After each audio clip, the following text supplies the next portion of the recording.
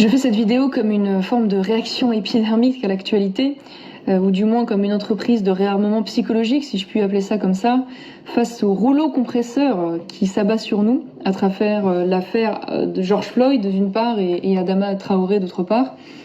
Un rouleau compresseur auquel il est difficile d'échapper, puisqu'il s'exerce à la fois dans nos écoles, nos universités, nos entreprises, dans le monde politico-médiatique, mais aussi parfois même dans nos églises. Et donc j'aimerais vous dire pourquoi moi je refuserais de mettre un genou à terre, comme le souhaiterait manifestement le ministre de l'Intérieur, parce que je crois qu'à travers ce geste, tous ces groupes militants dits de gauche, rappelons-le quand même, dits antiracistes, indigénistes, Black Lives Matter, en réalité, ils ne cherchent pas le respect, mais ils cherchent l'humiliation, la soumission, bien plus que la tolérance. Et ils nous demandent non seulement de nous mettre à genoux, mais en plus de salir la mémoire de nos ancêtres, de cracher sur notre histoire, de purger notre héritage, d'abattre nos statues. Je ne sais pas quel peuple digne de ce nom et avec un minimum de fierté accepterait de se plier à de telles exigences. Et pourtant, il aura suffi d'une manifestation de 20 000 personnes devant le palais de la justice. Je rappelle quand même que les Gilets jaunes, c'était 250 000 personnes au plus fort de la mobilisation, pour que soudainement le gouvernement cède à toutes les injonctions, s'excuse, jette l'opprobre sur toute une profession, à savoir celle des forces de l'ordre, en instaurant une quasi présomption de culpabilité, et même refuse d'appliquer les sanctions à l'égard de manifestations pourtant illégales, malgré les restrictions liées au Covid-19. Bref, c'est la loi de l'émotion, du groupe, du vil calcul politicien, et disons-le clairement de la bêtise. Et je ne crois pas que ce soit très surprenant, puisque toute cette classe dirigeante a été biberonnée finalement à toutes ces théories délirantes qui émanent des campus américains et qui elles-mêmes d'ailleurs sont issues de la French Theory. Je pense notamment à ce fameux privilège blanc, à l'intersectionnalité, au racisme systémique ou d'État, des théories qui sont aussi délirantes sur le fond que sur la forme. Alors je pense qu'il est important de rappeler que si nous avons un ministre de l'Intérieur qui est prêt à se mettre à genoux et un président de la République soumis et complice de ces injonctions, je suis convaincue qu'il y a comme moi des millions de Français qui ne sont pas dupes de cette manœuvre politique et qui ne sont pas dupes de cette tentative de subversion des esprits, et je pèse littéralement mes mots. Je considère que je n'ai pas à m'excuser en tant que blanche et en tant que française. Vous voyez à quoi on en est réduit en devant se positionner de la sorte. Je n'ai pas à m'excuser pour la mort d'un Afro-Américain aux États-Unis. Je n'ai pas à m'excuser pour la mort d'un délinquant, Adama Traoré, une mort accidentelle qui a eu lieu à la suite d'une interpellation qui n'était pas liée, c'est important de le rappeler, à sa couleur de peau, mais au crime qu'il aurait commis lui d'ailleurs et une partie de sa famille manifestement.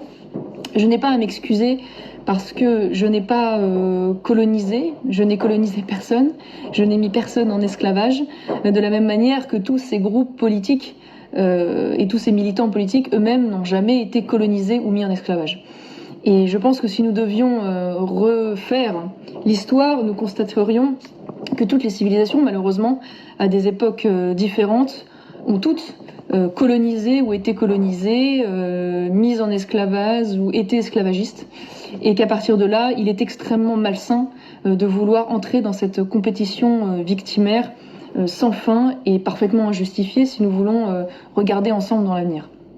Alors c'est vrai que fut un temps, on s'ennoblissait d'être des héros et non pas des victimes. Manifestement aujourd'hui, ces groupes indigénistes, antiracistes se complaisent dans ce statut pourtant peu flatteur de victime éternelle. Je pense que ça n'est pas anodin, c'est un business très lucratif, il faut bien le dire, puisque derrière cette position victimaire, il y a l'obtention de pouvoir politique, médiatique, mais aussi d'argent, de place, d'indemnisation, de passe-droit, de quotas.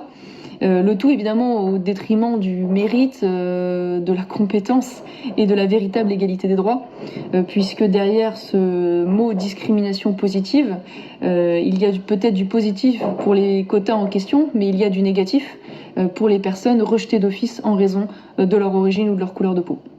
Alors je suis très inquiète parce que je considère que tous ces gens préparent et contribuent à une régression absolument inédite de notre civilisation et de notre nation patiemment construite.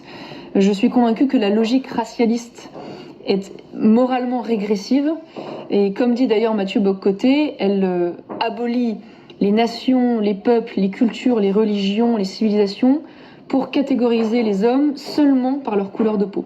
Je trouve que c'est un monde absolument atroce que celui où l'on devra regarder d'abord la couleur de peau avant de juger chaque acte qui sera posé par un homme. D'ailleurs, heureusement que la race n'existe pas, car finalement tous ces groupes ne l'auront jamais autant réhabilité et ne l'auront jamais autant invoqué de manière systématique et même obsessionnelle. Heureusement d'ailleurs, beaucoup de Français, blancs ou noirs d'ailleurs, quelles que soient leurs origines, et j'en suis convaincue, ne sont pas intoxiqués par cette forme d'américanisation des esprits. Heureusement, ils n'aspirent ni à la guerre civile, ni à la guerre raciale. Heureusement, ils refusent de participer à ce concours victimaire.